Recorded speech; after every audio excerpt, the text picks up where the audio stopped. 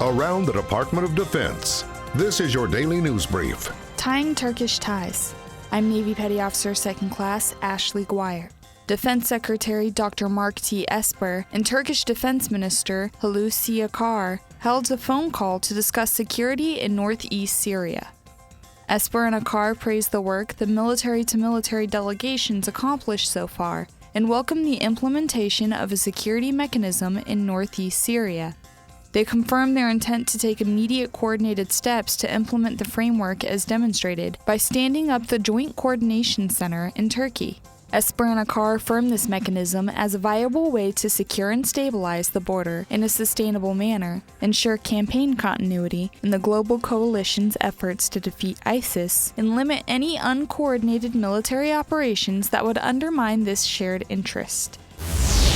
The Defense POW-MIA Accounting Agency is working to recover and identify the remains of the crew of the World War II battleship USS Oklahoma, which sank during the Japanese attack on Pearl Harbor, December 7, 1941. There's a promise that we make as a nation to our service members and that they make to one another, that no one will be left behind, no one will be forgotten.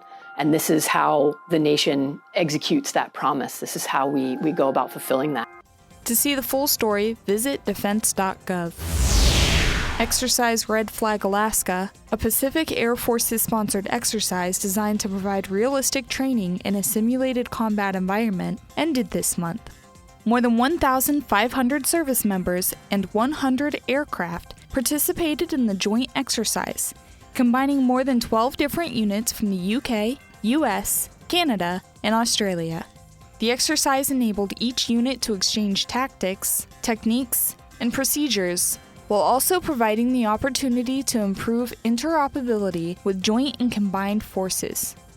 Red Flag Alaska 19-3 was the first iteration of the exercise to include agile combat employment scenarios, which involve landing an aircraft in an austere environment with maintenance teams to refuel and rearm without typical base infrastructure. Red Flag Alaska has provided U.S. and international partners the opportunity to integrate their forces in a realistic threat environment. The next season of Red Flag Alaska kicks off in the spring of 2020.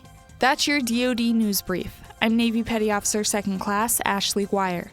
You can find more stories about your military at defense.gov and by using #KnowYourMil.